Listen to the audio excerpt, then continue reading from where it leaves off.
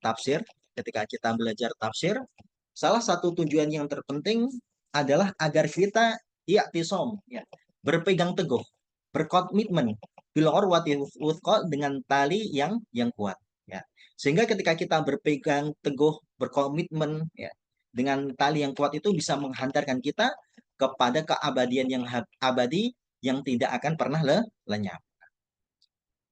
Kemudian yang ketiga, kata beliau, wa amma min jihadi syiddatil hajjah, adapun yang ketiga dari urgensi pentingnya ilmu tersebut, kata beliau, fali anna kulla kamali dini au dunyawi ajilun au ajil muftakirun ila ulumi syariah wal ma'rifati ad-diniyah. Nah, jadi yang namanya kesempurnaan, ya, baik di dalam agama maupun perkara duniawiyah. Jadi masalah agama nih, masalah agama maupun masalah duniawiyah, ajilun au ajilun, ya, segera maupun yang akan datang, muftaqirun ilal ulumi syariah, maka membutuhkan seseorang untuk menggunakan, ya, atau memakai ilmu-ilmu syariat, wal ma'arifi ad-dini, nah, dan pengetahuan agama, wa huwa mutawaffaqat wa huwa mutafiqun alal ilmi bi kitabillah, dan itu sesuai atau selaras dengan yaitu Al-Qur'an. Nah, jadi beliau poin yang ketiga mengatakan, ya, kesempurnaan baik di dunia, ya, ketika seseorang di dunia, maupun kepentingan ketika seseorang itu di akhirat, maka seluruhnya membutuhkan ilmu syariah, dan membutuhkan yaitu adalah al-ma'arif ad-dini, dan pengetahuan tentang agama, dan itu sesuai, ya, selaras apa yang ada di dalam Al-Qur'an, ya. Bapak dan Ibu para hadirin yang dirahmati oleh Allah Subhanahu wa taala, ya. Pada kesempatan pagi hari ini yang mulia, kita akan membahas, ya, kita akan melanjutkan materi kita, tamasya kita, yaitu tafsir dan tadabur surah Al-Masad. Surah Al-Masad ini merupakan surah yang sangat penting, ya, karena surah ini diturunkan saat awal, termasuk surah-surah yang awal diturunkan kepada Nabi Muhammad SAW, diutus menjadi Rasul, ya. Jadi Al-Masad ini dia berada di urutan surah yang keenam. Nah, adapun kalau di ayatnya ini terdiri dari 5 ayat, kemudian di urutan mushaf dia di 111, surah Al-Masad ini. Dia diturunkan di Mekah. Jadi surah Al-Masad ini Bapak dan Ibu, ya, para jamaah, itu diturunkan tatkala Allah Subhanahu wa taala memerintahkan kepada Rasulullah, ya. Fasda bima tu'mar wa arid anil musyrikin. Sampaikanlah apa yang diperintahkan kepada engkau Muhammad sallallahu alaihi wasallam, wa arid anil musyrikin.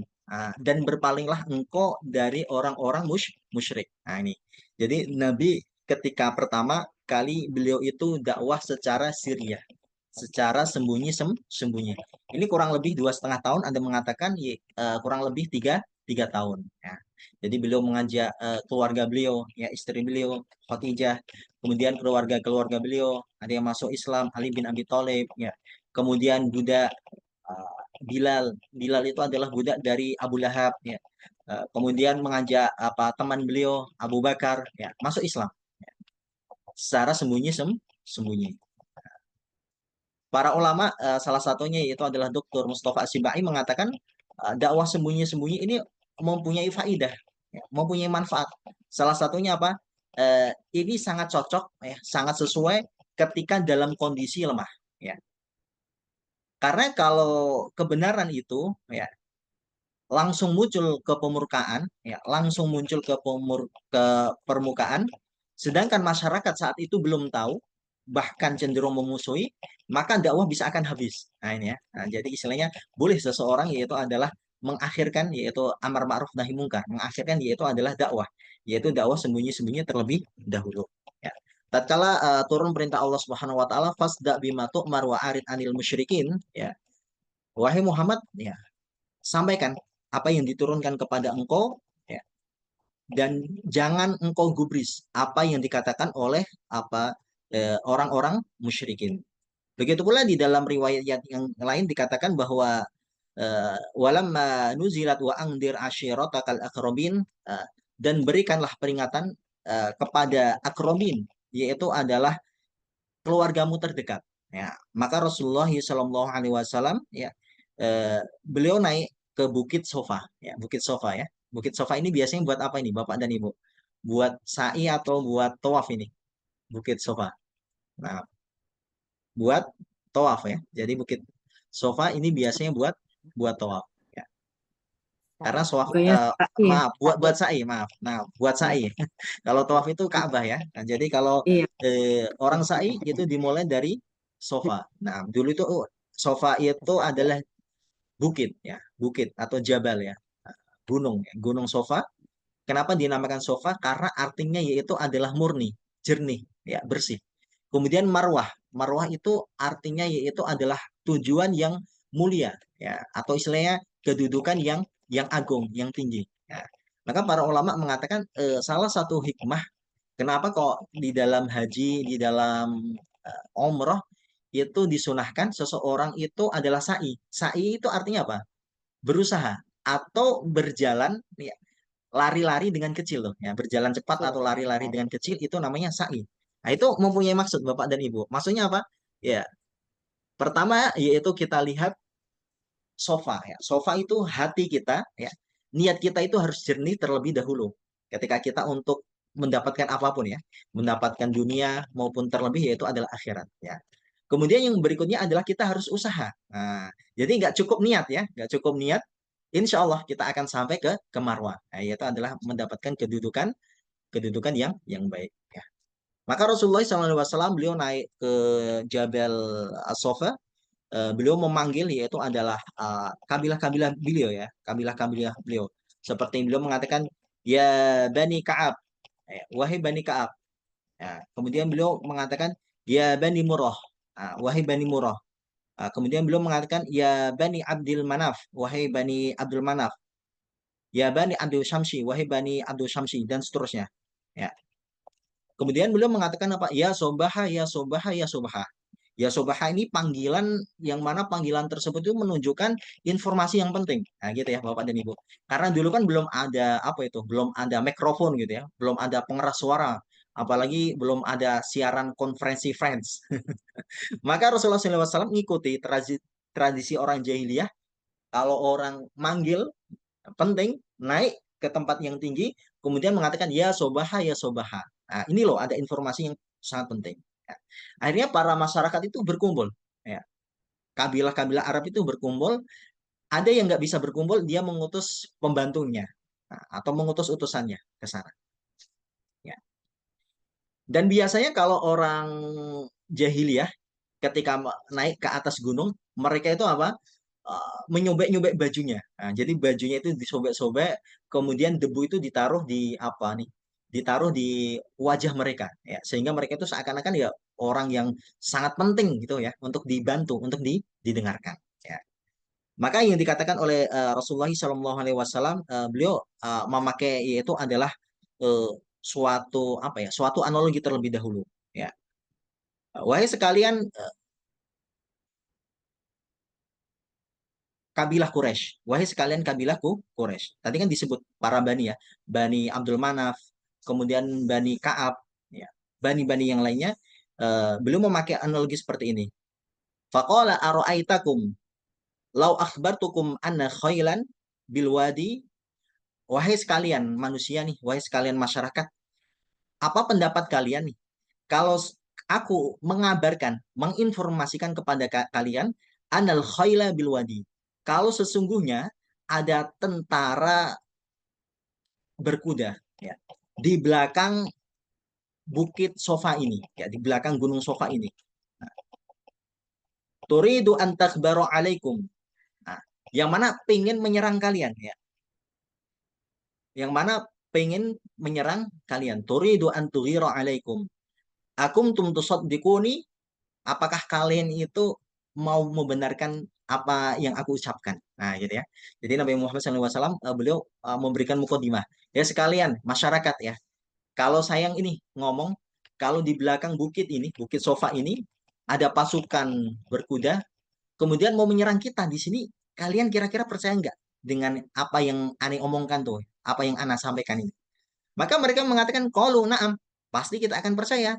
Ma jarabna 'alaika illa sidqan. Ya, kami itu ketika bermuamalah kepada engkau Muhammad, ya, kami tidak menjumpai kecuali engkau itu adalah orang yang jujur. Nah, itu ya. Orang yang jujur. Ya. Kemudian berikutnya di riwayat yang lain mengatakan majarobna alaika kadiban. Ya, kami tidak apa namanya tidak menjumpai ya, menemui kebohongan apa yang engkau sampaikan sama sekali. Nah, jadi Rasulullah SAW itu yang Bapak dan Ibu, beliau terkenal yaitu adalah orang yang amin, orang yang sangat terpercaya. Jadi beliau mempunyai track record yang bagus tuh ya. Nah, jadi mempunyai apa? Track record yang bagus. Sehingga ketika beliau mengabarkan ya, nah, maka Pak masyarakat itu langsung membenarkan. Nah, jadi beliau Rasulullah SAW adalah orang yang sangat fatonah, yang sangat cerdas ya. Memakai mukadimah seperti apa? Seperti yang kita sampaikan di awal tadi. Fa ini nadirul lakum. Nah, ini intinya. Maka Rasulullah SAW mengatakan, fa ini nadirul lakum baina yadai adabin syadid. Nah, sesungguhnya ketahuilah bahwa saya itu adalah nadirul lakum, ya. Suatu utusan ya, bagi kalian, ya, yang akan memberikan yaitu adalah peringatan dari adab yang sangat sangat sedih. Nah, gitu ya. Jadi saya itu adalah utusan yang diutus oleh Allah Subhanahu wa taala yang memberikan peringatan kepada kalian dari adab yang sangat pedih. Nah, mendengar hal tersebut ya, Abu Lahab ya, marah besar. Ya. Dia mengatakan, "Taban laka ya Muhammad, alihada jamak tanah." Ya, gitu ya. Sungguh celaka engkau Muhammad ya. Apa gara-gara ini ya ente ngomong ya, kamu ngomong sebagai rasul ya, sebagai utusan Allah dan meminta kami untuk mengatakan la ilaha illallah. Katakanlah la ilaha illallah, tidak ada Tuhan selain Allah Subhanahu wa taala. Apa gara-gara ini apa engkau mengumpulkan kami teriak-teriak gitu ya di pagi hari ini? Nah, taban laka sairul yaum. Nah, sungguh celaka engkau sairul yaum sepanjang hari ini. Nah, maka turun yaitu adalah surah Al-Lahab atau surah Al-Masad. Nah, baik. Surah Al-Lahab atau surah Al-Masad ini pertama mempunyai nama-nama Al-Masad ya. Kenapa diberikan nama Al-Masad ya? Karena di akhir ya, di akhir surah ini ada lafadz al-masad ya. Fi jidiha hablum mim masad. Ya, jadi istrinya Abu Lahab ya, dia akan disiksa di lehernya itu adalah habl. Habl yaitu adalah tali mim masad ya. Tali sabut yang dipintal. Ini al-masad. Nah, kemudian yang berikutnya dia mempunyai nama yaitu adalah surah Tabat. Nah, surah kecelakaan. Ya, tentu kecelakaan yaitu adalah bagi siapa? Bagi Abu Lahab. Ya. Karena surah ini dibuka dengan lafaz tersebut, Tabat. Nah, kemudian yang berikutnya, surah ini diberikan nama surah Abu Lahab, Abi Lahab. Nah, karena mengisahkan tentang Abu Lahab. Ya. Kayak apa? Surah-surah yang lain kan? Ada surah Muhammad, ada surah Yusuf, ada surah Ibrahim dan yang lainnya. Nah, tapi para ulama memberikan nama surah Abu Lahab ya, ini adalah istihad ya, bukan taufiki ya. Istihad dalam artian adalah dari para ulama. Nah, kemudian dikatakan surah ini dikatakan adalah surah Tabat Yada Abi Lahabi Watab karena lafat ya, lafat tersebut ada di dalamnya. Nah, jadi ini apa seluruhnya yang disampaikan oleh Syekh Faiz terambil dari lafadznya, terambil dari lafadznya. Berbeda dengan surah Al-Ikhlas ya. Karena ketika surah Al-Ikhlas episode yang keempat ternyata nggak ada tuh lafadz Al-Ikhlas di dalamnya. Nah, oke. Kemudian kita akan bahas berikutnya tentang tujuan surah Al-Lahab ini diturunkan untuk apa. Ya. Jadi Allah Subhanahu Wa Taala di sini Bapak dan Ibu para jamaah menjelaskan tentang kerugian bagi orang yang mempunyai nasab dan kedudukan. Ya, kerugian bagi siapa? Orang yang mempunyai nasab, ya, mempunyai garis keturunan yang baik, ya, garis keturunan yang baik dan kedudukan yang tinggi, mempunyai jabatan yang tinggi ini. Tetapi apa? Dia mengingkari Allah Subhanahu wa taala dan memusuhi agamanya. Siapapun mesti akan binasa, ya. Jadi orang yang memusuhi agama Islam, orang yang memusuhi para ulama, ya, cepat maupun lambat, ya, mesti dia akan celaka. Nah, meskipun dia dari jabatan mempunyai jabatan yang mulia, mempunyai apa harta yang sangat banyak ya.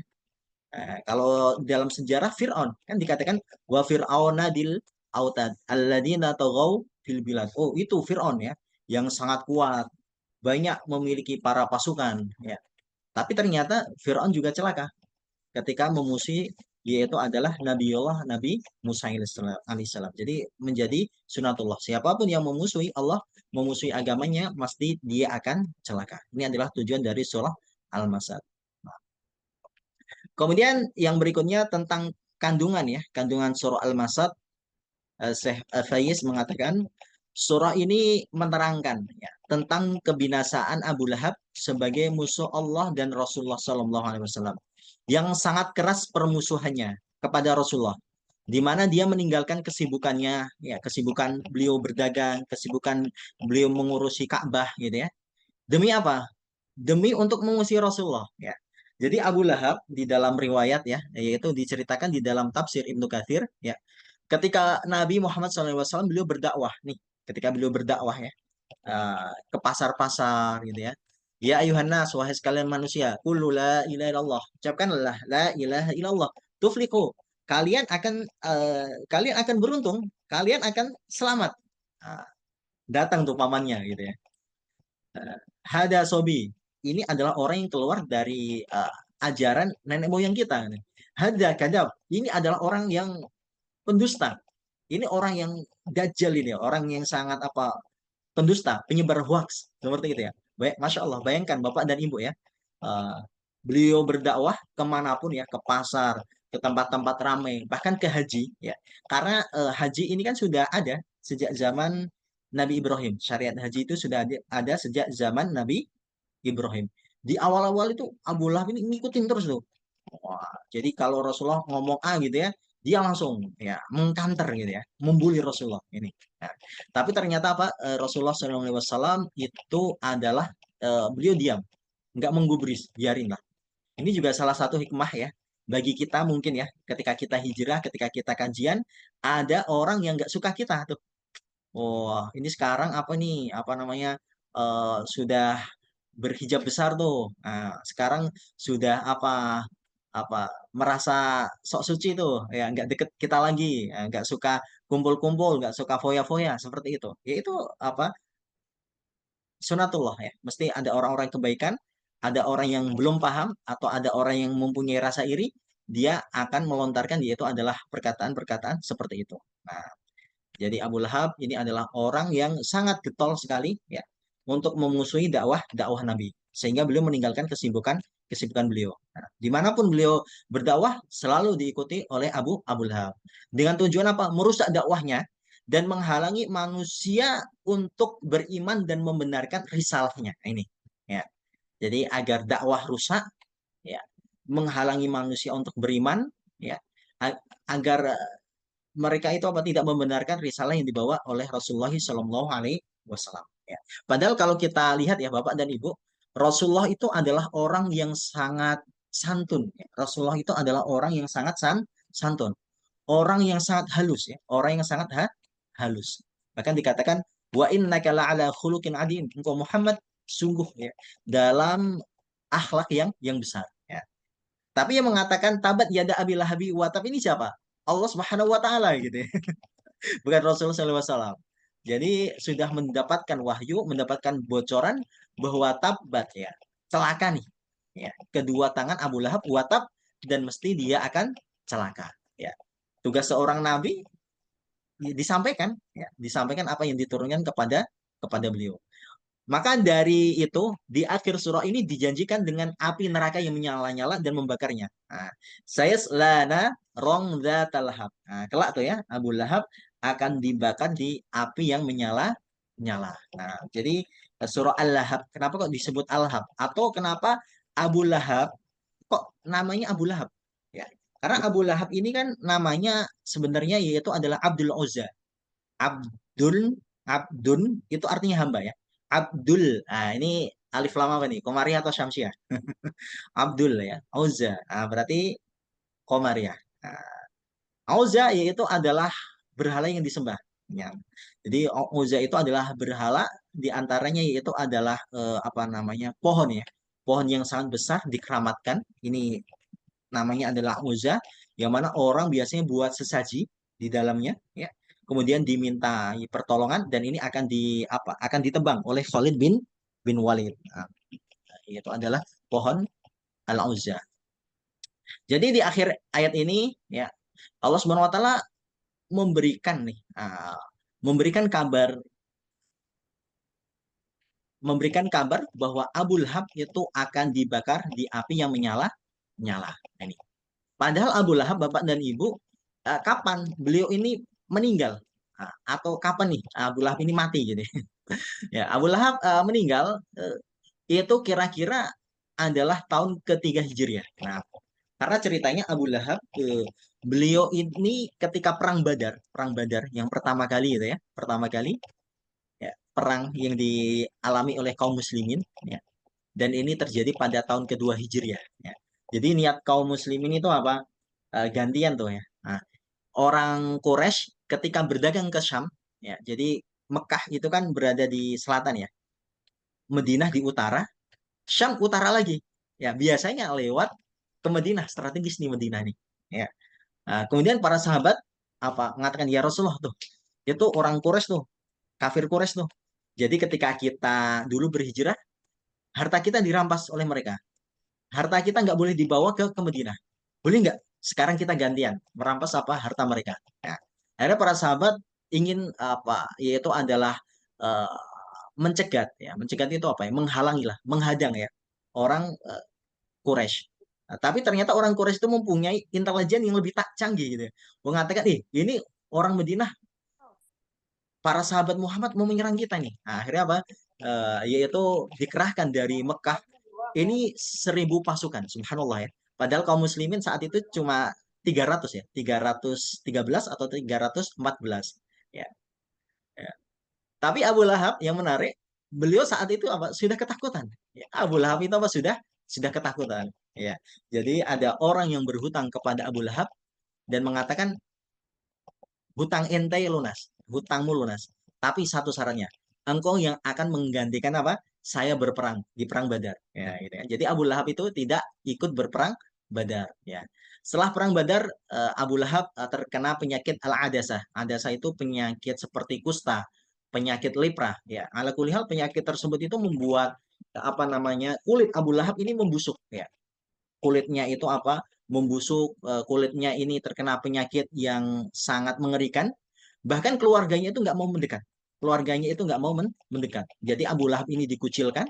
Kemudian ketika Abu Lahab meninggal ya, ternyata Abu Lahab dibuang ke pinggiran kota Mekah, kemudian dilempari batu, kemudian dilempari itu tanah pasir gitu ya, supaya dikuburkan karena mereka takut kalau mendekat Abu Lahab mereka akan tertular penyakit yang sangat ganas tersebut. Nah, kemudian di sini Allah Subhanahu wa taala bukan hanya menyebut Abu Lahab, ya, bukan hanya menyebut Abu Lahab, tapi beliau juga menyebut istrinya. Ini. Nah, penyebutan istrinya di sini kata Syekh Faiz sebagai pengkhususan dengan adab yang pedih, ya. Dia adalah api yang dipintal dengannya di neraka gitu ya, di neraka, kemudian dilemparkan ke kerak neraka. Nah, jadi istrinya ya, dia ditali itu ya, ditali. Nanti insya Allah akan kita jelaskan kenapa kok istrinya itu di sini dikatakan ditali ya dengan tali pintalan ya, kemudian dilemparkan ke kerak neraka. Nah, insya Allah nanti akan kita jelaskan. Berikutnya tema surah ya. Tema surah di dalam surah Al-Lahab ini cuma satu, ya, cuma satu, yaitu adalah penghinaan ya, terhadap Abu Lahab dan istrinya serta penjelasan tentang tempat kembalinya. Ini ya. Jadi penghinaan tuh ya kepada Abu Lahab ya, yang mana Abu Lahab sebenarnya ini adalah paman Rasulullah SAW. Ketika Nabi lahir, Abu Lahab ini sangat senang, sangat sangat senang, sangat gembira. Bahkan budak beliau namanya Thuwaibah. Nah, karena Rasulullah SAW beliau menyusu kepada tiga perempuan ya, pada tiga perempuan yang mulia.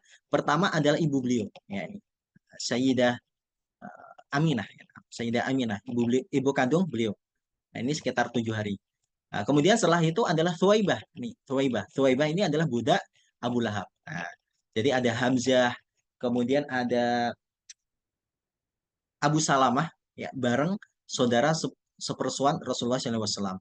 Kemudian yang ketiga yaitu adalah Halimah bintu Sa'diyah. Kalau Halimah ini dari Bani Sa'ad. Bani Sa'ad ini ada di Taif ya. Taif itu kira-kira ya 80-90 meter dari kota Mekah. Nah, jadi Abu Lahab ketika Nabi Muhammad SAW dilahirkan, beliau sangat senang. Ya. Tapi ternyata ketika beliau diutus menjadi nabi sebagai rasul, orang yang paling utama memusuhi, menghalangi dakwah Nabi. Maka di sini Allah Subhanahu wa taala menghinakan siapa? Kepada Abu Lahab. Ya. Begitu pula istrinya, ya. Begitu pula istrinya. Padahal istrinya Abu Lahab, beliau namanya adalah Arwah, ya.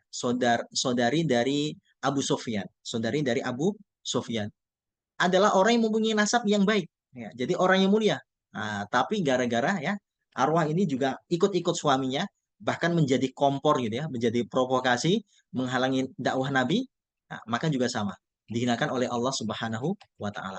Serta penjelasan tempat kembalinya, ya. Jadi Bapak dan Ibu yang dirahmati oleh Allah Subhanahu wa taala, para hadirin, di dalam hadis ya, di dalam hadis itu dikatakan bahwa kulun nasi yakhdu nafsahu. Setiap dari kita mesti kita itu akan bertransaksi dengan Allah Subhanahu wa taala, ya. Jadi setiap dari kita itu akan bertransaksi dengan Allah Subhanahu wa taala, berjualan, berbisnis dengan Allah Subhanahu wa taala. Sehingga dari transaksi tersebut akan ada dua pilihan. Famu'tikuha, kita mau membebaskan diri kita agar kita masuk ke dalam surga, aumu bikoha, atau justru kita menghancurkan ya, membinasakan diri kita ke neraka. Ya, tentu kalau orang mau masuk surga, yaitu taat dengan perintah Allah Subhanahu wa taala. Kalau dia melanggar perintah Allah Subhanahu wa taala, sama saja dia menghancurkan dirinya, yaitu masuk neraka. Nah, itu adalah tempat kembali. Nah, jadi Abu Lahab dan istrinya termasuk orang yang mubikoha, memilih untuk menghancurkan dirinya sendiri. Nah, gitu ya. Karena para ulama mengatakan ya Abu Lahab ini sebenarnya orangnya apa ya? Ketika yang mengatakan keponakannya ini seorang yang amin. Nah, tapi ada mengatakan Abu Lahab ini takut ya. Yaitu Rasulullah, kalau beliau diakui menjadi nabi atau rasul, Abu Lahab ini nggak mempunyai pengikut. Nah, ibarat kalah pamor nih ya. Abu Lahab ini apa? Kalah kalah pamor. Ya ini sama ya. 11-12 dengan iblis ya. Iblis hasad kepada Nabi Adam ya, sehingga iblis dikeluarkan dari surga. Begitu pula Abu Lahab ya. Abu Lahab tahu bahwa keponakan Nabi Muhammad SAW ini adalah orang yang baik, orang yang jujur, orang yang amin. Akan tetapi beliau khawatir ya akan kehilangan jabatan, akan kehilangan pengikut gitu ya. Nah, sehingga beliau termasuk orang yang mencegah dakwah Nabi agar beliau menjadi orang yang mulia. Tapi kebalikannya Allah SWT menghinakan Abu Lahab. Nah, kemudian berikutnya keistimewaan surah Al-Lahab ini. Ya, ya. Keistimewaan surah ini apa? Akhir surah di dalam mushaf Al-Quran, di dalam mushaf Al-Quran, karena Al-Quran itu kan ada dua ya.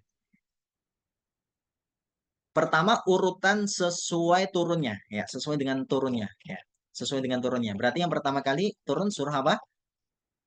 Iqra bismi rabbikal ladzi khalaq. Surah Al-Alaq, ya. Itu sesuai dengan turunnya. Ya, kemudian surah Al-Lahab atau Al-Masad ini berada di urutan keberapa tadi, Bapak dan Ibu? Ya, sudah kita sampaikan di awal. 6 Urutan Ustadz. ke-6. Ahsan, Masya Allah, 6. barakallahu Ibu ya. Ke-6 ya. Nah, itu adalah sesuai urutan apa turunnya Al-Qur'an. Nah, atau tartib an-nuzuli. Tapi yang kedua, tartib al-mushafi, urutan sesuai urutan Al-Qur'an. Pertama surah Al-Fatihah, ya, surah Al-Fatihah, ya. Kemudian Al-Baqarah, Ali Imran, seterusnya, ya. Sampai terakhir An-Nas. Nah, jadi surah Al-Lahab ini nah, ya, akhir surah di dalam mushaf Al-Quran yang dimulai dengan doa. Nah, apa doanya Ustaz? Tabat, ya. Nah, semoga binasa, ya. Semoga binasa, semoga hancur. Ya. Yada Abi Lahabi watab, kedua tangan Abu Lahab. Nah, ini. Kemudian keistimewaan berikutnya, bukti yang paling nyata nih tentang mukjizat Al-Quran dan kebenaran Nabi Muhammad SAW.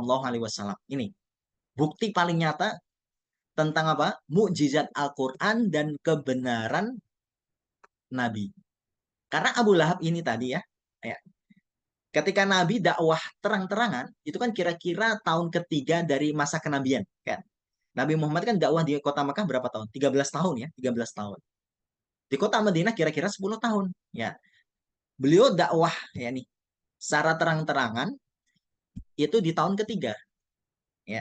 Sedangkan Abu Lahab itu meninggal kira-kira tahun kedua atau ketiga Hijriah, ya, karena setelah perang Badar. Abu Lahab nggak takut apa nggak ikut perang Badar nih karena takut sebenarnya karena takut ya. Tapi setelah itu Abu Lahab ternyata apa? Eh, Terkena penyakit yang sangat ganas. Ya. Kan secara logika nih ya. Abu Lahab kan cukup masuk Islam gitu ya. Pura-pura saja nih apa saya masuk Islam ya. Agar yang disampaikan Muhammad, yang disampaikan Quran ini batal, udah gitu aja. Tapi ternyata apa? Maha benar Allah Subhanahu wa taala. Jadi Abu Lahab dari awal sampai akhir sudah dicap, sudah diponis akan celaka, akan masuk ke neraka. Nah, akhirnya sampai beliau meninggal kira-kira 10 ya, 10 ditambah 2 tahun ya. 12 tahun ya, menerima risalah Nabi, dia tidak beriman. Oleh karena itu para pengkaji Al-Qur'an gitu ya, orientalis gitu ya, dari Inggris, dari India, dari Eropa, mereka masuk Islam gara-gara satu surah ini. Cukup ya, surah Al-Hab mereka sudah mengatakan asyhadu alla ilaha illallah. Nah, mereka masuk Islam. Kemudian keistimewaan surah yang ini atau karakter ciri khas surah ini hanya menyebut kisah Abu Lahab dan istrinya semata ya. Karena balik yaitu untuk menghinakan dan menjelaskan tempat kembalinya ya dari kedua orang ini yang sangat memusuhi dakwah Islam. Nah, kemudian berikutnya Bapak dan Ibu para jamaah kita akan membahas tentang munasabah surah. Korelasi surah Al-Lahab ini ya dengan surah-surah yang sebelumnya.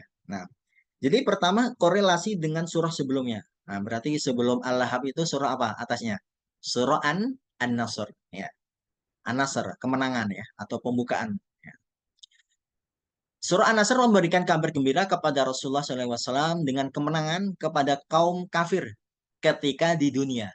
Idza jaa nasrullahi wal fath. Ketika engkau ya, Muhammad SAW melihat pertolongan Allah Subhanahu wa taala wal fath dan penaklukan pembebasan kota Mekah. Wa ara'aitan nasadkhuluna fi dinillahi afwaja. Engkau akan melihat ya manusia, orang-orang gitu ya, para kabilah itu akan masuk kepada agama Islam ini afwaja secara berbondong-bondong, secara rombongan gitu ya.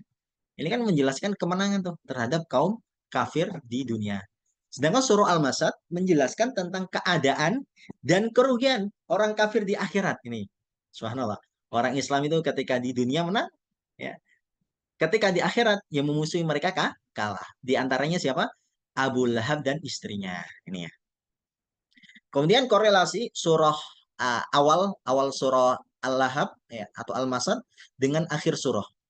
Syekh Faiz mengatakan surah ini dimulai dengan ancaman yang pedih kepada Abu Lahab ya, kepada sang suami. Kemudian ditutup ancaman yang pedih terhadap istrinya yaitu Ummu Jamil. Nah, yaitu kepada istrinya Ummu Jamil. Ya, karena dia membantu dalam menyakiti Rasulullah SAW. Nah, ini ya. Jadi orang yang kong kali kong gitu ya. Orang yang apa? Ya, yang istilahnya mempunyai andil terhadap keburukan ya, hati-hati ya. Dia akan juga menerima balasan dari Allah Subhanahu wa taala. Jadi sebaliknya, Bapak dan Ibu ya, ketika kita mempunyai andil dalam hal kebaikan apapun itu, sekecil apapun itu ya, insya Allah akan balik kepada diri kita semuanya. Nah, di antaranya firman Allah Subhanahu wa taala di dalam surah Az-Zilzalah atau surah Az-Zilzalah. Faman ya'mal mithqala dzarratin khairan yarah. Barang siapa yang beramal ya mithqala dzarratin ya sekecil biji sawi kalau dulu. Kalau sekarang mungkin yaitu adalah sekecil atom atau zarah itu adalah benda yang paling kecil lah. Ya roh mesti akan dia lihat, akan ia dapati balasnya tersebut. Kebalikannya, wa may ya'mal mithqala dzarratin syarran yarah. Nah, orang yang berbuat buruk sekecil apapun juga akan balik kepada dirinya sendiri. Nah, apalagi eh, itu adalah hal yang besar, kebaikan yang besar, ya. Kemudian keburukan yang besar, ya itu akan semakin sama, ya. Maka dikatakan Al jaza'u min jinsil amal. Balasan suatu amalan itu tergantung dari apa? Dari jenisnya. Nah, kalau amalannya kecil, ya kayak orang kerjanya cuma sebentar, nah, dia jabatannya nggak tinggi, dia dapat yang kecil.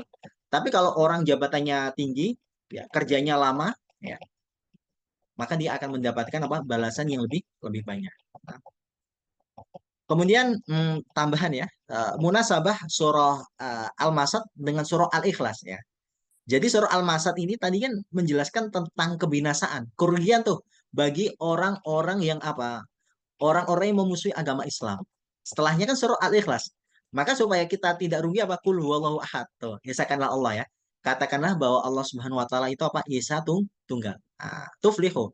Kita akan menjadi orang yang beruntung, orang yang sukses. Nah, kemudian yang poin yang berikutnya tentang makna al-gharibah, kosakata yang asing ya, makna kosakata yang asing, tabat ya. Apa arti dari tabat? Tabat itu adalah rugi. Tabat itu adalah celaka ya. Di dalam tafsir-tafsir yang lain katakan bahwa tabat itu adalah orang yang sia-sia ya. Tabat artinya adalah orang yang tidak mempunyai kebaikan sama sekali. Nah, ini ya.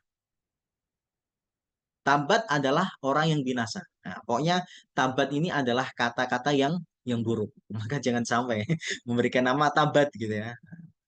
Nah, kemudian wataba ini ya. Wataba. Wataba adalah dan wataba. Dia akan mendapatkan kerugian atau kehancuran. Ini ya. Jadi tabat ini adalah doa ya.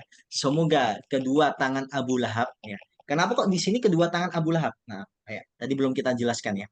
Jadi ketika Rasulullah SAW mengatakan fa inni lakum nadirun baina yadillahi min adabin syadid, bahwa saya itu adalah utusan Allah Subhanahu wa taala ya, yang memberikan kalian peringatan dari adab yang sangat pedih. Jadi sebelumnya kalian itu mensekutukan Allah, menyembah Allah ya, tapi kalian mempunyai Tuhan-Tuhan yang lain, sesembahan yang lain. Udah, hindari itu. Abu Lahab orang yang pertama kali apa provokasi gitu ya. Sungguh celaka engkau Muhammad ya. Taban laka ya Muhammad. Sungguh celaka engkau Muhammad. Taban laka lisairul yaum. Engkau akan celaka nih apa seluruh dalam hidupmu ini. Jadi Abu Lahab itu mengangkat tangan gitu. Yadun satu, Yadani dua. Karena dia posisinya sebagai mudhof, Yada. Dua tangan Abu Lahab. Jadi Abu Lahab itu saking getolnya itu nunjuk kepada Rasulullah SAW gitu ya. Ada yang kedua di dalam riwayat yang lain ternyata apa? Abu Lahab ya, bukan hanya provokasi verbal, bukan hanya lewat lisan, tapi Abu Lahab ini mengambil apa namanya? Mengambil batu kemudian melempar Rasulullah SAW sampai beliau berdarah. Subhanallah ya. Jadi beliau sampai mengucurkan darah ya. Ini adalah apa yang dilakukan oleh Abu Lahab. Maka dikatakan yada, kedua tangan Abu Lahab. Nah, sekarang pertanyaan Ustaz, berarti yang masuk neraka kedua tangan Abu Lahab? Ya enggak. Ini menunjukkan bahwa tangan itu adalah sesuatu yang sangat penting. Apalagi tangannya Abu Lahab tadi apa? Ya, termasuk yang menghalangi Rasulullah yang mempunyai andil. Maka tangan Abu Lahab disebut di dalam surah ini. Nah, ini ya, ini faedahnya. Wataba dan pasti ya dia akan mendapatkan kerugian, kehancuran, kebinasaan. Ini. Kemudian berikutnya, ma'agna anhuma. Enam. Ma'agna anhu. Tidak bisa mencegah anhu dari kerugian, ya, dari kehancuran, dari kebinasaan, ya. Wama kasab dan apa-apa yang ia usahakan. Nah, gini. Jadi Abu Lahab itu, ya, meskipun beliau itu adalah paman Rasulullah Sallallahu Alaihi Wasallam, orang yang paling getol, ya, ya. Jadi provokator, melempari Nabi sampai beliau berdarah. Kemudian beliau sombong, congak, ngatakan gini, wa ingka nama yakulu ibni akhi hada huwal haq. Kalau kaum Quraisy nih, kalau yang dikatakan anak saudaraku ini, karena kan Nabi Muhammad SAW anak siapa? Abdullah ya. Abdullah itu anaknya siapa? Abdul Muthalib. Ya. Abu Lahab ini anaknya Abdul Muthalib. Ya. Jadi apa? Paman beliau. Ya. Keponakan. Ya. Keponakannya. Ya. Jadi yang dikatakan anak saudaraku ini wa in kana ma yaqulu ibnu akhi hada wal haq, kalau yang dikatakan keponakanku ini benar, anak saudaraku ini benar, dan saya masuk neraka. Karena kan saya tadi apa divonis masuk neraka. Nah, maka Abu Lahab mengatakan apa? Ha'uf di nafsi, saya akan membebaskan diriku, saya akan menebus diriku bimali wa waladi, dengan hartaku dan anak-anakku. Nah ini ya, dengan hartaku dan anak-anakku. Maka Allah SWT mengatakan ma'agna anhuma, ini nggak akan bisa menolong mereka, wa makasab dan anaknya. Nah ini kenapa kok anak disebutkan? Nah, jadi di dalam hadis ya, itu dijelaskan inna atyaba ma akaltu min kasbikum. Sesungguhnya yang kalian makan nih, yang kita makan, yang terbaik itu adalah dari apa yang kita hasilkan. Ini. Jadi amalan nih. Jadi Bapak dan Ibu ya, apa yang kita baik, yang paling baik yang kita makan itu adalah hasil jerih payah kita sendiri. Nah, bukan hasil apa ya, pemberian atau hadiah dari orang orang lain, tapi adalah apa yang kita hasilkan dari diri kita sendiri. Nah, jadi kita kerja ya kita diberikan upah atau kita membuat sesuatu kemudian kita jual itu adalah termasuk hasil yang terbaik yang kita makan. Wa inna auladakum min kasbikum, dan anak-anak kalian itu merupakan usaha dari kalian. Nah, ini ya. Jadi anak-anak kita itu adalah usaha dari kita. Nah, maka dikatakan di dalam Islam kalau orang tua minta harta kepada anaknya maka tidak masalah. Nah, ya. Ya, jadi dulu tuh ada seorang apa ya, seorang syekh yang dicurhati. Apa namanya, syekh, sesungguhnya orang tuaku ini apa eh, numpang denganku. Saya tersebut apa? Coba-coba ulang-ulangi, saya nggak dengar. Sesungguhnya orang tuaku ini numpang di rumahku. Sekali lagi. Nah, sesungguhnya orang tuaku numpang di rumahku. Marah besar syekh tersebut, gitu ya. Marah besar. Bukan orang tuamu yang numpang di rumahmu, tapi engkau yang numpang di rumah orang tuamu. Karena Rasulullah SAW mengatakan, anta wa malu kali abika, kamu dan hartamu li abika. Pada hakikatnya itu adalah milik bapakmu. Jadi kalau bapak kita, orang tua kita minta apa yang kita punyai, maka dalam Islam itu tidak masalah. Nah, karena kan di dalam Islam itu dikatakan orang yang minta apa yang sudah diberikan itu sama dengan apa menjulur ludahnya sendiri ya. Tapi ada pengecualian yaitu orang tua minta kepada anaknya. Nah, tapi terkadang orang tua ini apa mempunyai rasa yang apa ya seperti tidak enak ini kepada anaknya. Jadi nggak mau ngerepotin anaknya. Maka kebalikannya ya. Anak harus apa harus mempunyai rasa sensitif kepada orang tuanya. Jangan sampai orang tuanya apa kekurangan. Nah, baik, barakallahu fikum. Kemudian saya naro ya. Sa itu artinya akan ya. Yasla itu dibakar, naro api neraka. Jadi apinya itu akan bertambah panas ya. Jadi sa ini merupakan adalah huruf atau yang menunjukkan waktu yang akan terjadi. Ya, waktu yang akan terjadi. Tapi di dalam kaidah tafsir ya dikatakan bahwa seluruh apa ya keterangan akan di dalam Al-Qur'an itu menunjukkan pasti terjadi dan dalam waktu dekat. Nah ini ya, pasti terjadi dan dalam waktu dekat. Kemudian berikutnya jidiha ya. Jidiha yaitu adalah lehernya ya. Unukun. Unukun itu leher ya. Leher siapa? Yaitu adalah Ummu Jamil ya. Jadi Ummu Jamil ini adalah istrinya Abu Lahab. Istrinya Abu Lahab. Ya. Jadi beliau pertama kenapa kok lehernya itu ada ikatan ya, ikatan sabut, ikatan tali yang dipintal dari api neraka. Karena Ummu Jamil ini kerjaannya ikutin suaminya ya. Jadi kalau suaminya itu ngikutin Nabi Muhammad SAW kemana-mana gitu ya, ke tempat umum mengatakan ini pendusta, jangan diikuti. Ini keluar dari ajaran nenek moyang, ini pemecah gitu ya, pemecah bangsa Quraisy nih, Muhammad gitu ya. Tapi istrinya ah, apa namanya sudah mempersiapkan ranjau-ranjau untuk Rasulullah SAW. Ya, jadi beliau mengambil kayu-kayu yang berduri, ya, kemudian diikat tuh, jadi dibopong. Ya. Padahal beliau apa seorang yang mulia, syarifah, orang yang mulia. Nah, tetapi apa? Beliau melakukan itu agar Nabi Muhammad SAW tersakiti, agar beliau tidak jadi dakwah. Nah, ini kong kali kong ini ya, suami istri kok kompak. Ya. Kemudian yang berikutnya penafsirannya, eh, istri dari Abu Lahab, Ummu Jamil, beliau mempunyai perhiasan yang sangat bagus, yang sangat mewah, gitu ya. Harganya sangat mahal. Dan beliau mengatakan, eh, kalungku ini akan aku jual untuk memusuhi dakwah Muhammad. Ya, naudzubillah ya. Jadi dia diberikan Allah SWT kekayaan gitu ya, tapi terang-terangan untuk memusuhi agama ya, agama Islam. Nah, maka dia mendapatkan balasan yang setimpal. Nah, mim masad. Nah, mim masad yaitu adalah dari pintalan serabut kali yang keras dan kasar ini ya. Jadi talinya itu tali yang keras gitu ya, yang kasar, kemudian dicelupkan ke neraka, kemudian dilemparkan ke bawah ya, ke bawah neraka yang sangat dalam. Nah, kemudian kita lanjutkan materi terakhir tentang fawaid. Fawaid dari surah Al-Lahab ini. Jadi pertama Allah SWT mengatakan tabat yada abi lahabi watab. Nah, sungguh celaka kedua tangan Abu Lahab. Ya, Abu Lahab ini hidup pada zaman siapa sih? Rasulullah SAW. Nah, maka ada orang mengatakan, oh, saya kok nggak hidup ya pada zaman Rasulullah ya. Berat ya. Ya, orang yang hidup, para sahabat, bapak dan ibu, para jamaah, itu adalah orang-orang pilihan.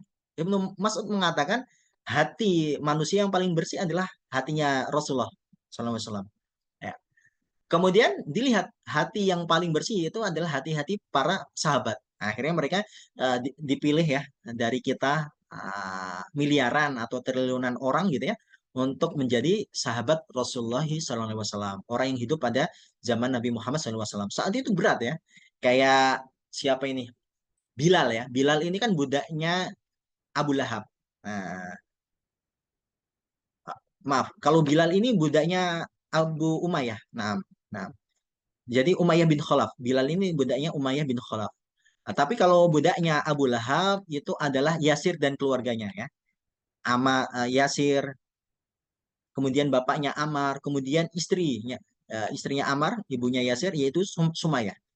Jadi mereka apa namanya disiksa, bahkan Sumayyah ini adalah pertama kali yang syahid, ya, perempuan yang pertama kali apa terbunuh di jalan Allah Subhanahu wa taala di dalam agama Islam. Ya. Jadi di sini berkumpulnya seseorang dengan orang yang soleh, dengan orang yang baik, itu nggak akan memberikan manfaat. Nggak akan memberikan manfaat. Kecuali ketika seseorang itu mengikuti perilaku atau petunjuknya. Ini, ya, jadi Abu Lahab ya, dan para orang-orang musyrik ya yang dicap oleh Allah Subhanahu wa taala masuk ke neraka, kan mereka berkumpul dengan Rasulullah, berkumpul dengan orang yang baik. Tapi apa mereka tidak mau mengikuti petunjuk. Nah, tidak mau mengikuti petunjuk. Nah, maka dia ini seakan-akan berkumpulnya tidak bermanfaat. Ya, kalau kita lihat tuh ya, kita ikut kajian, ya, kita ikut jamaahnya Ustadz A, ya, kita ikut apa jamaahnya Ustadz B. Tapi ternyata petunjuk-petunjuk yang disampaikan, penjelasan-penjelasan yang disampaikan, nggak kita gubris, nggak kita ikutin. Ya, yang penting kan saya punya teman tuh ya. Ya, jadi apa? Dia tidak bermanfaat ya. Jadi tidak bermanfaat ya. Meskipun ya itu adalah seorang paman Nabi kayak Abu Lahab ya, Abu Lahab. Nah, ini faidah pertama. Ini kata Imam Al-Biqai. Nah, Imam Al-Biqai. Kemudian yang kedua, saya selana rongda talahab nih ya. Kelak dia akan dibakar di api neraka yang menyala-nyala. Dalam surah ini terdapat tanda kenabian ya. Ayat tersebut mengabarkan dengan kecelakaan dan tidak keimanan, baik batin maupun dohir. Maaf ini salahnya. Baik batin maupun dohir, begitu pula sembunyi-sembunyi maupun terang-terangan. Ya. Jadi Abu Lahab ini apa ya? Kurang cerdas gitu ya. Ya. Jadi kaum musyrikin Quraisy itu apa ya? Kurang cerdas. Para ulama mengatakan seperti itu. Ya. Karena mereka apa susah payah untuk menghentikan dakwah Nabi, ya, untuk menghentikan dakwah Nabi sampai beliau menyiksa para sahabat yang lemah, ya. Kemudian beliau memberikan tawaran kepada pamannya yang saat itu masih hidup, Abu Thalib, ya. Ya, memberikan tawaran, Abu Thalib, udah deh kita kompromi aja deh, kita deal-dealan ya. Nah, Muhammad kita kasih jabatan yang tinggi, mulia, jadi pemimpin di Mekah, dia mempunyai harta yang banyak, mempunyai banyak wanita, tapi satu syaratnya, koalisi dengan kami. Dakwahnya harus di stop. Kemudian paman tersebut Abu Thalib mengatakan, wahai Muhammad, sungguhnya orang-orang yang terbaik dari Quraisy mengatakan seperti ini, seperti itu. Kemudian Nabi Muhammad SAW mengatakan seperti ini, gantian. Ah, Lau kanal syamsa fi, fil yumna. Nah, kalaulah matahari ini adalah di tanganku yang kanan, wal qamara fil yusra, dan bulan di tangan kiriku ini, kama kola ya. Jadi belum mengatakan kalau matahari diberikan saya di tangan kananku ini dan bulan di tangan kiriku ini, saya tidak akan pernah meninggalkan dakwah ini. Saya tidak akan pernah mundur wahai pamanku. Sampai Allah Subhanahu wa taala memenangkan agama ini atau saya akan binasa. Nah, akhirnya saat itu ini susah ini diajak kompromi nih Muhammad ya. Sallallahu alaihi wasallam. Nah, jadi mereka membuat ya, strategi tapi ternyata apa? Lupa ya Abu Lahab untuk pura-pura masuk masuk Islam. Karena kalau masuk Islam, wah ternyata Muhammad membohong. Risalah Al-Qur'an ini salah ini. Nah, gitu ya. Tapi ternyata maha benar Allah Subhanahu wa taala. Ya. Wa mra'atuhu hammalatal hatab. Ini ya. Kalau tadi perkataan Ibnu Katsir, sekarang perkataan Ibnu Taimiyah dan istrinya hammalatal hatab ya. Pembawa hatab yaitu eh, kayu bakar. Ya. Dalam ayat ini ibarat nih saling menolong kepada dosa dan permusuhan. Nah, karena di antaranya ya Hamalatul Hatab tadi kita jelaskan si istrinya Ummu Jamil mencari kayu. Padahal beliau seorang yang mulia yang berduri agar Rasulullah SAW terkena kayu tersebut. Agar gak jadi dakwah, ngurungkan niatnya untuk berdakwah.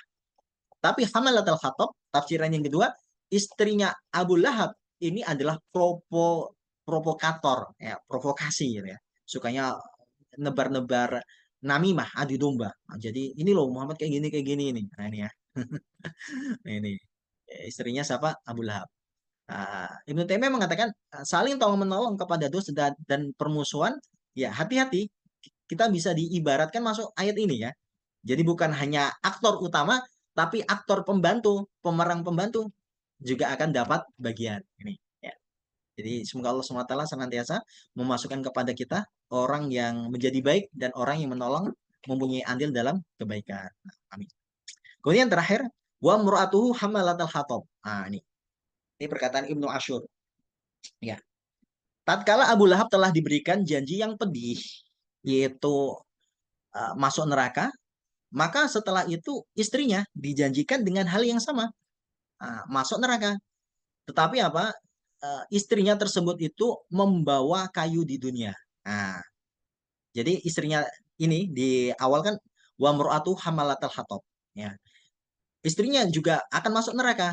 Tetapi masuk nerakanya ketika di akhir bukan membawa kayu eh, ketika di dunia, tapi adalah kebalikannya. Dia akan membawa kayu ini ketika di akhirat di neraka itu apa? Untuk membakar suaminya. Nah, jadi naudzubillah ya. Abu Lahab sudah kepanasan di neraka, kemudian istrinya membawa kayu yang dia bawa ketika di dunia ya untuk menambah uh, api untuk suaminya. Nah, jadi suaminya itu juga yang menambahi api kayu bakar itu adalah istrinya. Dari sini apa? Suatu kehinaan bagi dia dan istrinya. Nah, jadi dia sudah terkena psikolog juga sama. Nah, jadi orang yang dipukul orang lain sakit. Tapi kalau kita dipukul orang yang kita cintai, mesti itu lebih lebih sakit. Nah, ini ya. Jadi Abu Lahab itu, naudzubillah, siksaannya bertambah-tambah, ya, berlipat-lipat. Karena ketika di dunia dia juga sama orang yang paling keras ya permusuhan kepada Nabi Muhammad Sallallahu Alaihi Wasallam. Oke, demikian ya Bapak dan Ibu tentang tafsir kita, tamasya kita tentang surah Al-Lahab Al-Masad. Nah, waktu dan tempat kami kembalikan kepada Ibu moderator ya, kepada Ibu uh, nah, Ibu Nurul. Nah, baik. Silakan Ibu ya, bisa dipandu. Mungkin dari Bapak dan Ibu para jamaah ada pertanyaan ya, atau ada yang diskusi, dipersilahkan. Alhamdulillah, terima kasih Ustadz. Kami sudah mendapatkan banyak hal dari pemahaman surat Al-Lahab yang telah tadi disampaikan. Nah, Selanjutnya kita buka sesi tanya jawab. Silakan Bapak atau Ibu-ibu yang hadir untuk bertanya langsung ke Ustadz.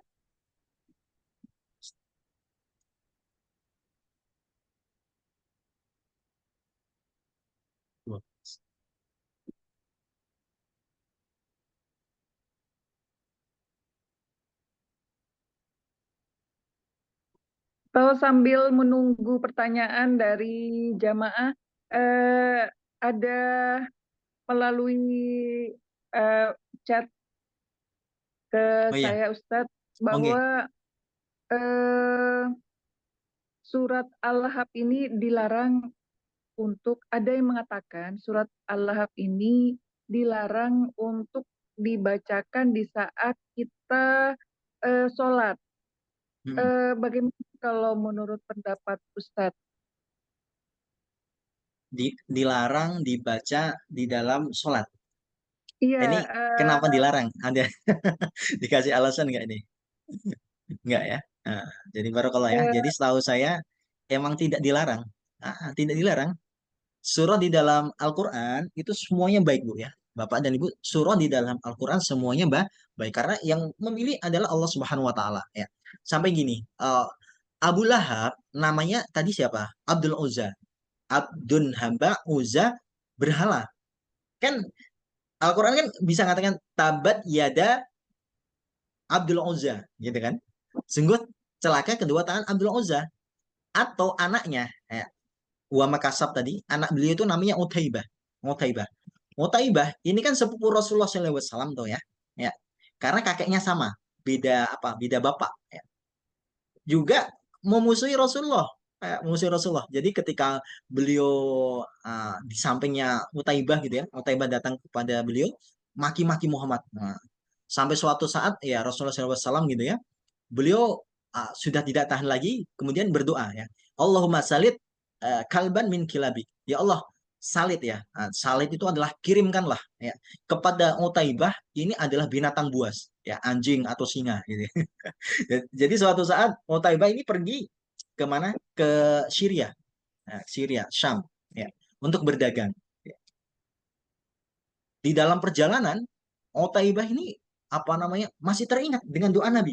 Ya Muhammad kan orang baik, Muhammad kan orang apa orang yang terpercaya. Bahkan orang Quraisy itu di dalam sejarah siang hari maki Rasul ya nggak percaya pada Rasul, tapi malam-malam sembunyi-sembunyi titip uang kepada Rasul, nggak titip uang kepada anak kepada istri, tapi apa titip uang kepada Rasulullah SAW. Nah itu ya. Jadi emang seperti itu ya, main dua kaki itu. Dan ketika Nabi Muhammad SAW hijrah, ternyata hartanya ini tidak dibawa kabur ke Madinah, enggak. Nah, tapi apa? Diminta Ali, Ali kan diminta tidur di apa kasur di ranjang beliau supaya pagi hari uangnya seluruhnya yang dititipkan oleh kaum musyrikin Quraisy dikembalikan. Subhanallah. Ini adalah seorang beliau yang amanah. Jadi di dalam Al-Qur'an sendiri tidak memilih Abdul Uzza, kata Abdul Uzza. Karena para ulama mengatakan Abdul Uzza itu kan nama berhala, nama yang buruk ya. Sehingga Pak di dalam Al-Qur'an nama-nama yang buruk itu dihilangkan. Kayak Fir'aun. Nah, kalau Fir'aun itu kan ya orangnya buruk. Nah, tapi Fir'aun itu raja kuno, apa raja Mesir kuno, tidak mempunyai mempunyai arti yang buruk. Tapi kalau Abdul Uzza itu apa mempunyai konotasi yang buruk. Nah, gitu ya. Jadi Al-Qur'an sendiri pertama sudah dipilih oleh Allah Subhanahu wa taala lafat-lafatnya sehingga lafat-lafatnya baik, bahkan dikatakan walau kana min indillahi lawajadu fihi ikhtilafan katsira. Kalau Al-Qur'an ini tidak berasal dari Allah Subhanahu wa taala, mesti kalian akan menjumpai yaitu adalah pertentangan yang sangat luar biasa. Ya, ikhtilaf ya. Perbedaan yang sangat mencolok, yang sangat sangat nyata tuh ya. Mesti ada salahnya. Tapi ternyata Al-Qur'an dicari ya dari dulu sampai mau kiamat gitu ya. Nggak akan ketemu ya kesalahannya. Ya, nggak akan ketemu keburukannya, kekurangannya. Nah, jadi kalau surah Al-Lahab dilarang dibaca dalam sholat kurang tepat, nggak benar.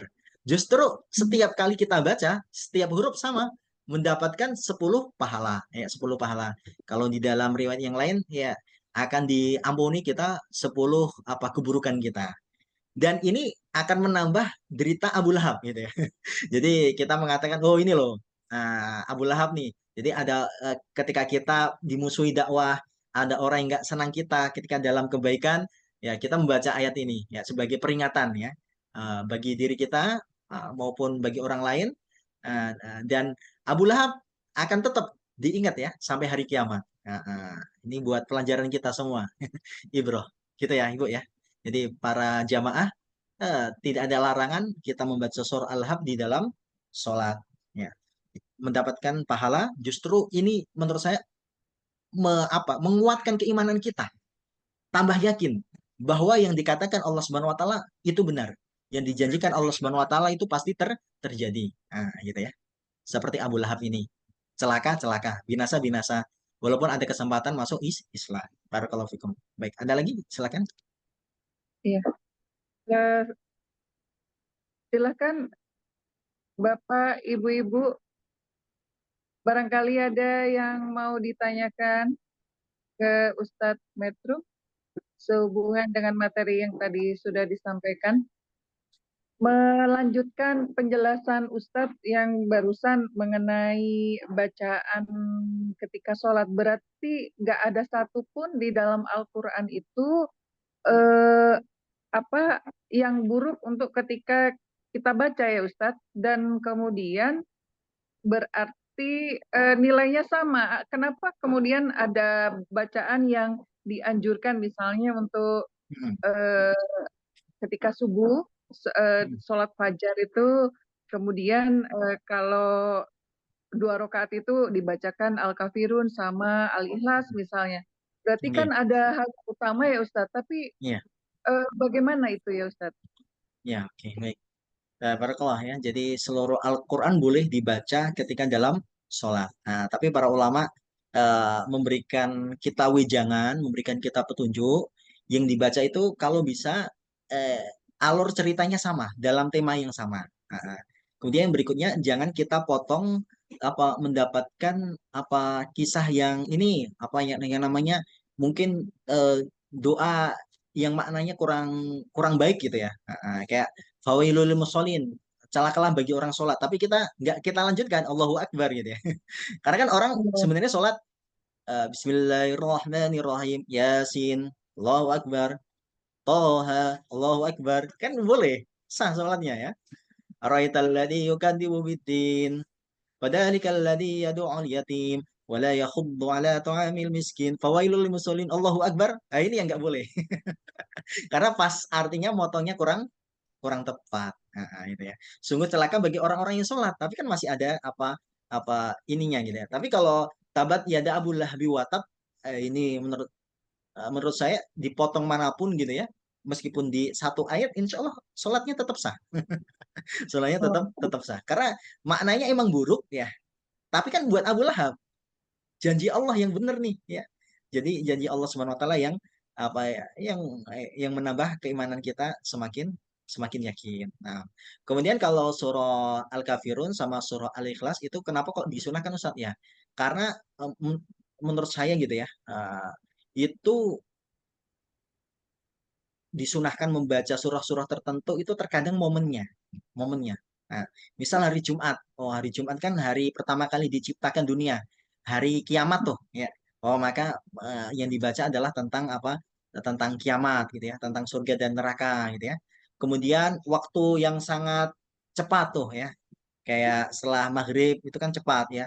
Orang sholat di makom Ibrahim itu kan cepat gitu ya. Kalau kita nggak cepat bisa ketabrak gitu ya. Atau kita mundur kan juga boleh. Orang berdesa-desakan.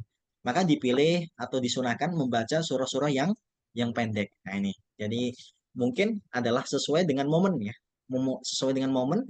Yang kedua adalah tentang penghayatan ya. Nah, jadi kira-kira munasabahnya yang tepat dengan peristiwa yang terjadi itu apa, ini ya. Nah, seperti itu. iya. Barakallah. Jadi Bapak Ibu kalau baru senang baca ayat-ayat senang. Kalau sedih baca ayat-ayat sedih gitu ya. Jadi ini untuk menguatkan apa diri kita Jadi gitu. Oh harus ternyata di harus tahu dalam Al-Qur'an artinya sedang juga ya. ditekan seperti itu. Harus tahu artinya juga berarti Iya ya. betul. Tapi berarti harus harus satu ayat itu harus sampai beres gitu ya, minimal. Iya, Kalau itu ya, jadi misalnya ya. Al-Lahab, tapi nggak semua. Tapi dia harus pas di 1 ayat atau 2 ayat, 3 Betul ayat betul. gitu. Nah, Heeh, jadi walaupun tidak eh, satu surat gitu ya, betul betul. tidak Nah, dipotong gitu. ya.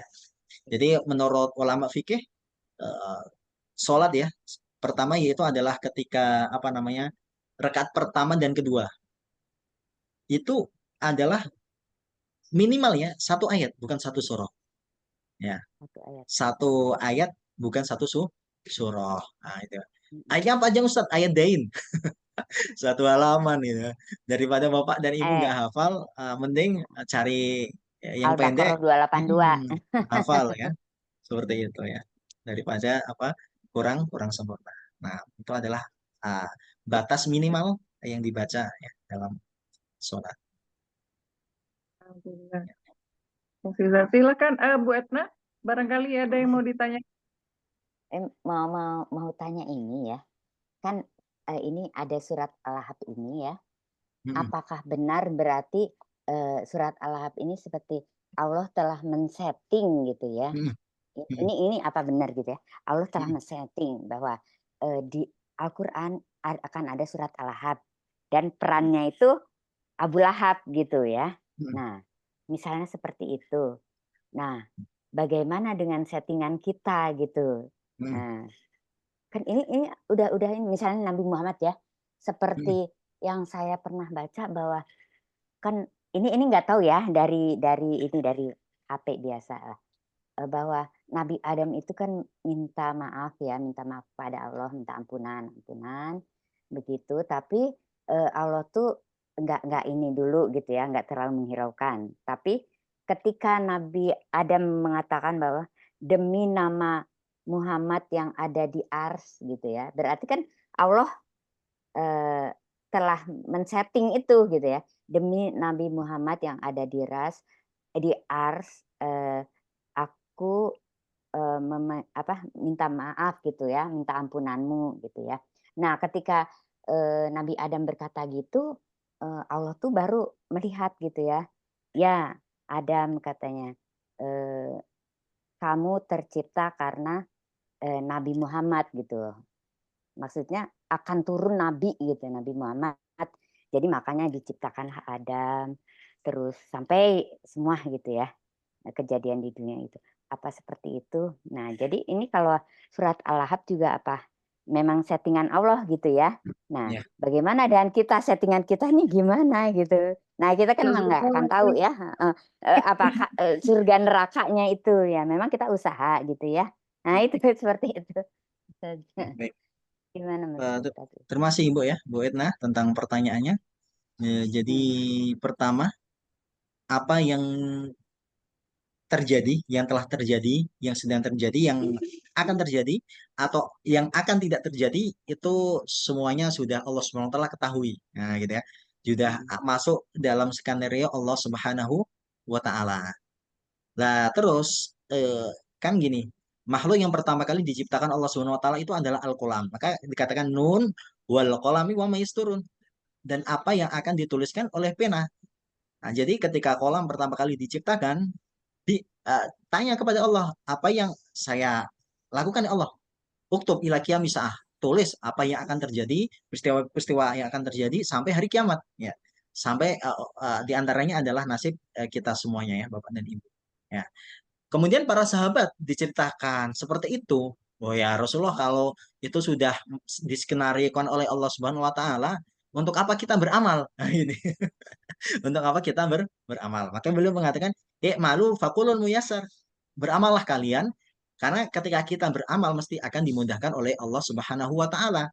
Nah, kemudian beliau membacakan suatu hadis ya, singkatnya bahwa ada tuh orang yang baik ya, orang yang baik di hadapan manusia sama di hadapan malaikat ya, dia akan masuk surga. Tapi di antara dia dengan kematian itu ada diro, suatu jarak ya. Diro itu kira-kira ya satu jengkal lah. Ya. Ternyata dia itu ditetapkan Allah Subhanahu wa taala ya, melakukan amalan-amalan ahlu neraka kemudian masuk ke dalam neraka, ya kan? Masuk ke dalam neraka. Merah. Begitu pula sebaliknya, ada orang yang pertama itu ditetapkan ya catatan-catatannya itu kalau ditimbang, dikalkulasi, keburukannya lebih banyak daripada kebaikannya. Tapi ketika mau meninggal, ternyata satu jengkal dia berbuat amalan ahlu surga, maka dimasukkan ke dalam surga. Nah, dari sini para ulama kan intinya seseorang nggak tahu ya apakah dia itu akan happy ending atau sad ending gitu ya, akan gembira atau Iya. akan apa celaka seperti itu. Maka kita terus beramal, nah, gitu ya. Jadi kalau yang bahagia ini contohnya siapa? Eh, Seorang pembunuh tuh ya, 99, Mm. kemudian datang Iya. kepada seorang rohib pendeta, katakan orang seperti kamu nggak ada tobat. Akhirnya dia datang lagi kepada kiai yang lain, kepada rohib yang lain gitu ya. Dia katakan ada tobat. Nah, akhirnya apa? Dia diminta untuk hijrah. Di tengah perjalanan meninggal. Akhirnya dia masuk ke dalam surga. Tapi kebalikannya ada sahabat Rasulullah SAW ya, ikut perang. Kemudian Nabi mengatakan dia termasuk ahli neraka. Para sahabat pertama nggak percaya, ya Rasulullah, dia kan ikut perang bersama kami, dia membunuh, dia terbunuh. Udah deh lihat. Akhirnya betul, sahabat tersebut ternyata setelah dilihat apa bapak dan ibu bunuh diri. Nah, nancapkan apa tombak yang ada yang melukai dirinya atau pedang ke tenggorokannya. Loh kalau kita kan mungkin mengatakan loh sabar dikit gitu loh, ntar lagi kan masuk surga. Kan nggak seperti itu. Dalam artian emang kita nggak tahu yaitu adalah apa yaitu uh, ending kita seperti apa. Oleh karena itu yang terpenting ya Bapak dan Ibu para kaum muslimin para jamaah bagi kita adalah beramal ya beramal kebaikan dan tentu itu harus dilandasi dengan ilmu ya. Jadi spirit kita bekal kita kemudian yaitu yang menjadi etos kita gitu ya itu adalah ilmu semakin ilmu kita kuat gitu ya maka insya Allah kita akan menjadi lebih istiqomah. Oke, seperti itu ya Ibu ya. Jadi semua sudah ditetapkan oleh Allah Subhanahu wa taala dan ketetapan Allah Subhanahu wa taala itu semuanya baik. Nah, pada hakikatnya seluruhnya baik meskipun Allah Subhanahu wa taala menciptakan sesuatu yang buruk tuh, ya. Karena apa? Ada hikmahnya. Nah, jadi kebaikan Allah itu bukannya hanya bersifat baik enggak, tapi ada hikmahnya, maka disebut baik. Nah, Sambil oke. berdoa kali husnul khotimah gitu ya. Nah, betul. Makanya salah satu yang Berdoa. disunahkan itu, Bu Heeh, ya. heeh. Kita meminta Tujuh kepada Allah terakhir Subhanahu wa itu taala ya. untuk husnul khotimah. Nah, kita Nah, jadi dimudahkan di dalam sakaratul maut karena sakaratul maut iya. itu adalah perkara yang sangat susah gitu ya. Sangat susah. Nah, kayak Abu Thalib kan, beliau kan belum dinas masuk neraka. Ya. Yang dinas kan cuma siapa? Abu Lahab. Paman Nabi kan ada tiga. Hamzah masuk Islam, meninggal perang Uhud ya. Abbas, bapaknya Abdullah bin Abbas, Abbas ini paman Nabi juga masuk Islam, tapi Abbas ini ada yang mengatakan dia itu menyembunyikan Islam karena ketika perang Badar ikut itu tuh, ikut kaum musyrikin, pasukan kaum musyrikin. Ya. Kemudian yang ketiga Abu Thalib, paman Rasul tapi nggak memusuhi dakwah Nabi. Nah, kalau Abu Lahab musuhi dakwah Nabi sudah dicap stempel. Abu Thalib nggak dicap. Nabi Muhammad SAW ketika beliau mau meninggal terus membujuk rayu beliau, wahai pamanku ucapkanlah la ilaha illallah. Ya, engkau itu akan masuk surga. Udahlah satu ucapan ini saya sendiri nih akan menjadi jaminan engkau supaya engkau tidak diadab oleh Allah Subhanahu wa taala. Tapi ternyata apa? Susah. Nah, karena dikatakan namanya hidayah ya, Bapak dan Ibu ya, itu milik Allah Subhanahu wa taala. Innaka la tahdi man ahbabta walakin Allah yahdi may yasha. Kita semua tidak akan bisa memberikan hidayah kepada orang yang kita cintai, tapi Allah Subhanahu wa taala memberikan hidayah kepada yang Ia kehendaki. Nah ini. Maka ini pentingnya berdoa. Oke, baik. Iya, Ada lagi atau oke. kita cukupkan ya? Nah, Satu lagi boleh Ustaz? oh boleh boleh silakan.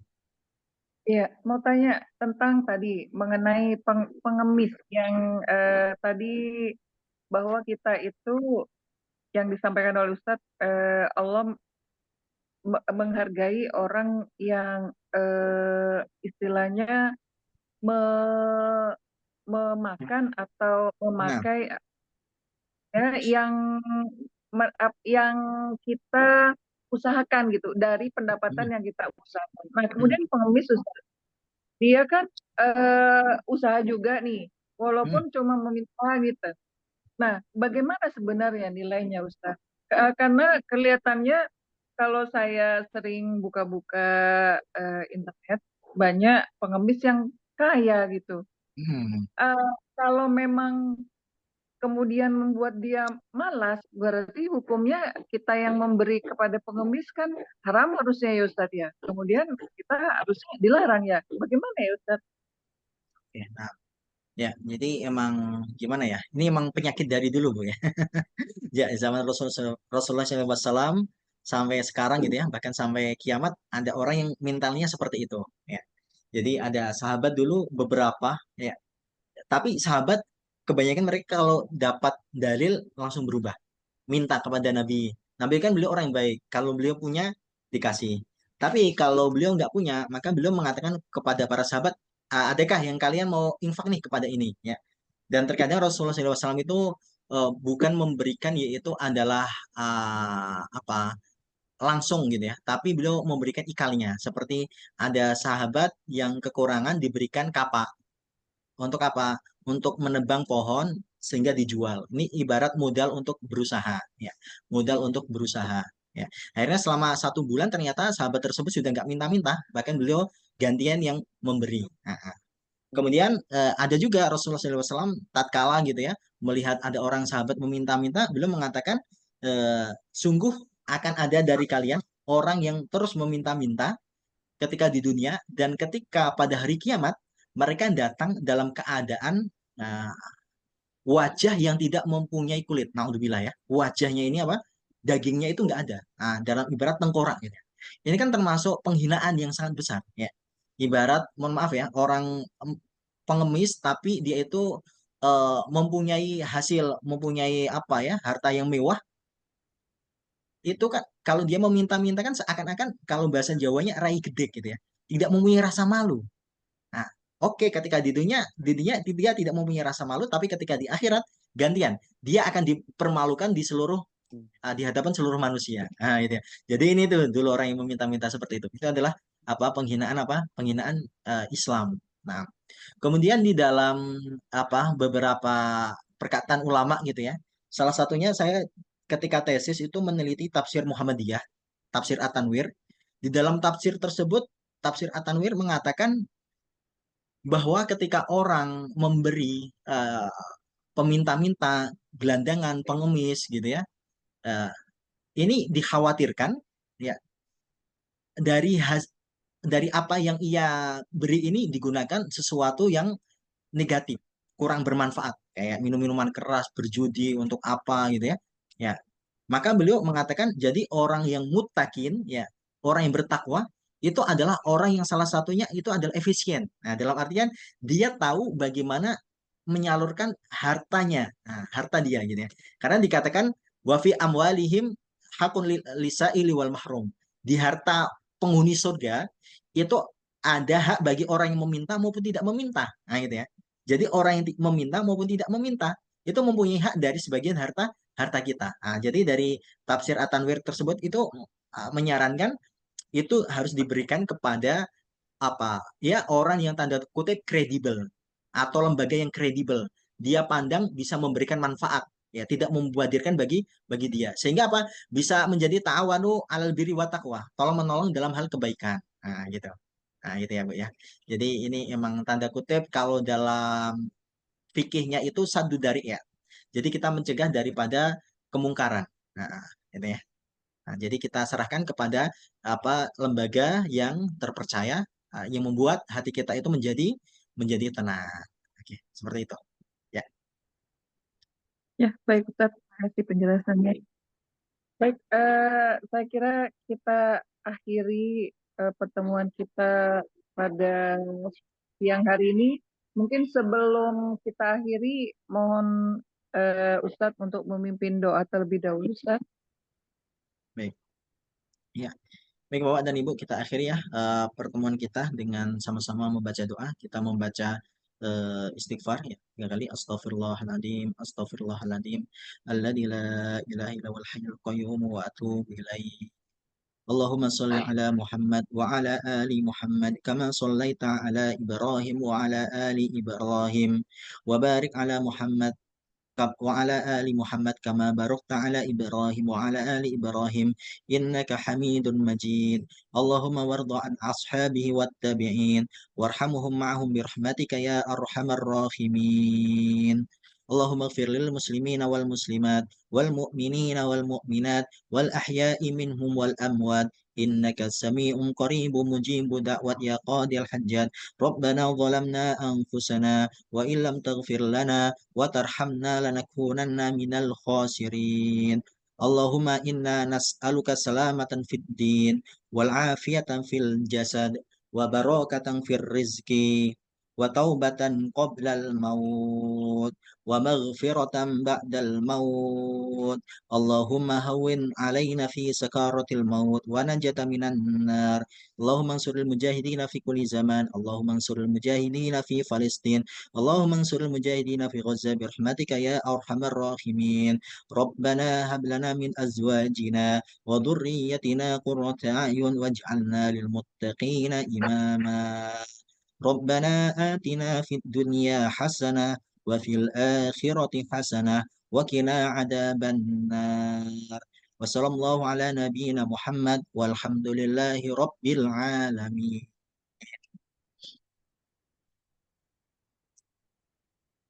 Alhamdulillah, wa syukurillah, mudah-mudahan ilmu yang telah kita dengarkan dari Ustadz Metrum tadi bisa